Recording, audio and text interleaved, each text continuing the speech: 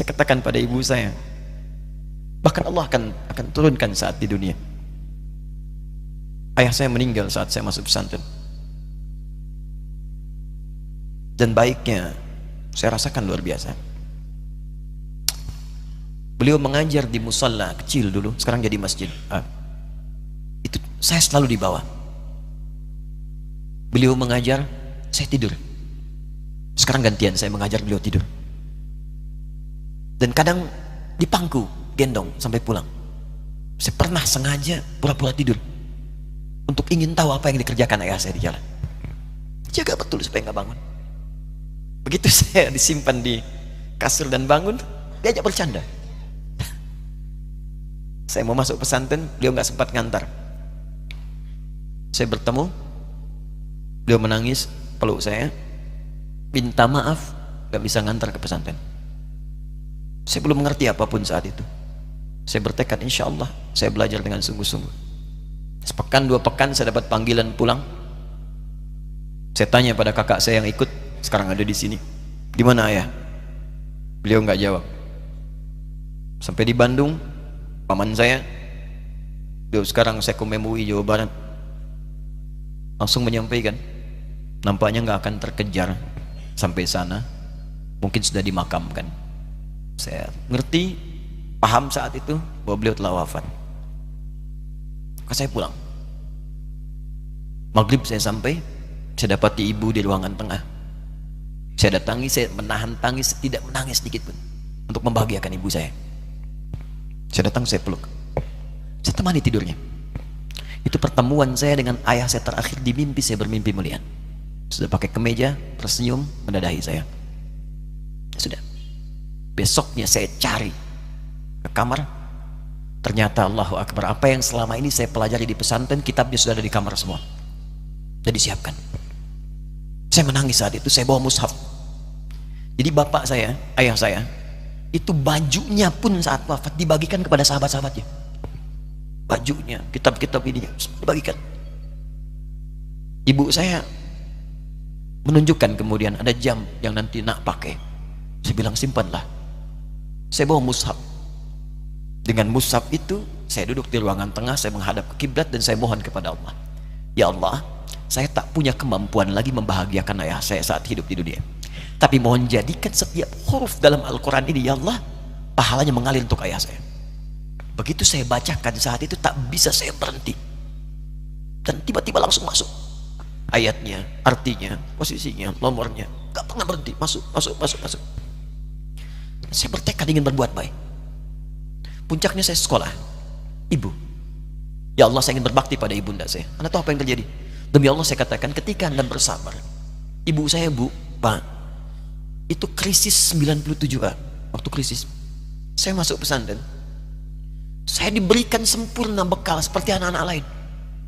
Rupanya ibu saya sudah tanya kepada santi-santi, orang tuanya, berapa bekal Anda kasihkan? Dikasih yang paling tinggi itu dikasihkan pada kami tiap bulan. Saya terima.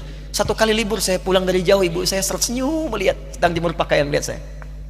Begitu saya tiba, kaget saya. Ini kok pakaian ibu saya, pakaiannya nggak cocok dipakai gitu. Ini bukan pakaian ibu saya, kayak kain pel lah kalau sekarang. Saya masuk ke rumah, saya kejar, saya buka pakaiannya, lemarinya, saya nggak temukan sedikit pun. Saya kejar kakak saya, dia sudah siapkan makan. Kak perempuan kami yang kedua, mana pakaian ibu saya? Perhatikan jawabannya. Dia menangis saat itu. Dia bilang, mama itu telah menjual semua perhiasan dan pakaiannya untuk pendidikan kamu. Jual. Untuk kita katanya. Jual. Dan bertahan dengan 150.000 per bulan saat krisis. Jadi rupanya ibu saya itu makan nasi sehari cuma sekali. Beliau mengajar. Di berangkat sekolah itu cuma makan pisang, minum kopi, makan nasinya malam. Saya bilang, ya Allah, saya akan ganti baju ibu saya dengan kain ihram dan saya ganting tangannya di Masjidil Haram. Itu apa yang terjadi? Begitu saya kuliah di Libya, alhamdulillah, saya berangkat, saya mulai mengajar, saya serius belajar. Saat itu kemudian Allah mulai berikan jalan. Saya ingin sungguh-sungguh. Malam saya bangun, saya sholat, saya belajar, saya menghafal Quran, saya belajar riwayat Quran. Sampai puncaknya tiba. Saya ditugaskan pemerintah Indonesia saat itu untuk jadi petugas haji di Mekah. Saya telepon ibu saya. Saya bilang, Ma, saya insya Allah akan haji 2010. Saya telepon Februari saat itu. Saya dengar suara, terbayang wajahnya indah, senyuman, bahagia. Alhamdulillah, nak. Kapan berangkat? Tahun ini insya Allah. Saya bilang, dan saya tidak akan pernah berangkat kecuali mama pun akan berangkat. Terdengar nada pesimis tapi senyum. Dari mana katanya? Allah akan kasih, saya bilang. Saya sedang bekerja berusaha karena Allah. Mustahil Allah akan sia-siakan kita. Berapa butuhnya? Porsinya 25 juta. Kapan harus ada? Bulan Juni. Ya, jadi dari Februari ke Juni itu. Ya, Juli bukan Juni, Juli. Ya, jadi saya masih ingat bulan 7 5 bulan itu. Saya ibu Pak, nabung saya beli tabungan, saya niatkan untuk ibu saya haji. Bulan Juli masih setor 25 juta. Jadi semua tabungan masukin situ. Ada yang ngajar ngasih, masukin situ, masukin semua. Tepat sepekan sebelum itu kemudian didaftarkan, saya buka tabungan. Allahu Akbar, karunia Allah luar biasa. Tadi butuh berapa? 25 juta. Begitu dibuka, Masya Allah, 1 juta. Karena beasiswa nggak banyak, 1 juta. Tapi 3 hari sebelum daftar, entah dari mana ibu-ibu pengajian di KBRI datang, Ustadz, ibu katanya mau haji juga ya, Ustadz mau haji ya, ibu ikut ya, sudah nggak usah dipikirin, nanti kami yang pikirkan semuanya. Tiba-tiba dikirim, bayar porsinya di sana, dapat koper paling besar. Bayangkan, tadinya kopernya belum datang, telepon lagi, nak koper belum datang katanya. Saya bilang, Ma, tenang aja, apa hajinya nggak jelas ini? Tidak jelas, saya bilang, insya Allah. Ya. Nah, cuman beritanya berbeda. Begitu saya telepon lagi, Ma, gimana bisa? Nah, telah keluar pengumumannya. Kapan, Ma? 2013. Loh, kan saya hajinya 2010, nggak bisa, harus 2010. Lihat kalimat ibunda saya. Nah, jangan pernah mengambil hak orang lain. Allah kasih 2013, alhamdulillah. Saya bilang, Ma, kita tidak harus mengambil hak orang lain, tapi kita meminta kepada Allah yang memanggil kita. Boleh jadi Allah akan berikan tambahan kuota pada tahun ini. Doa lagi, minta, datang ke masjid. Tiba-tiba ada sidang oki di Istanbul saat itu, keputusan 1.000. Setiap ada 1.000 muslim, 1 kuotanya. Saat itu Indonesia dapat tambahan 22.000, termasuk ibu saya ada di situ.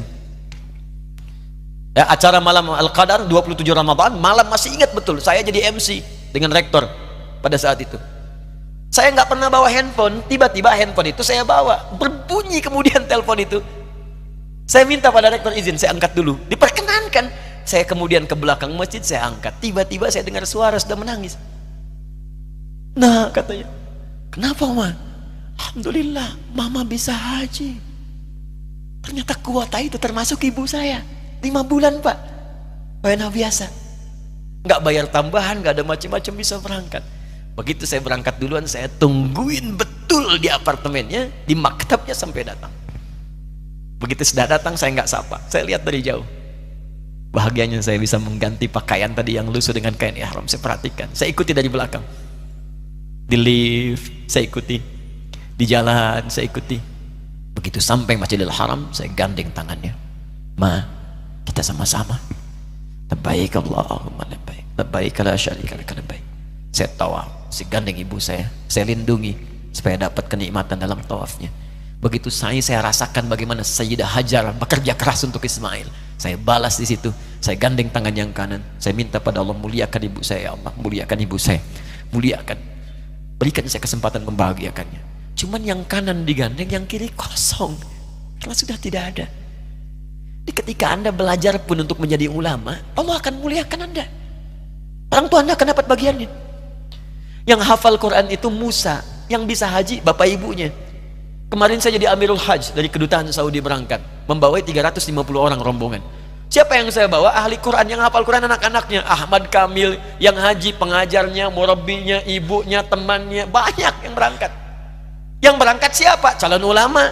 Dijadi ulama itu, jangankan sudah jadi, kalau benar caranya, baru bergerak pun Allah pasti akan jaga. Kalau benar caranya. Di satu pertanyaan tadi, pilih mana orang soleh atau ulama? Jangan pisahkan. Karena jadi ulama itu adalah tingkat tertinggi bagian dari orang saleh. Jadi mesti ada yang jadilah di keluarga. Pilih satu mungkin ahli Quran, kedua ahli hadis, yang lain dunia, tapi dunia diniatkan membantu ibadah. Jadi arsitek buat bangun masjid, bangun pesantren, pahala banyak. Insya Allah akan dibuka oleh Allah, insya Allah.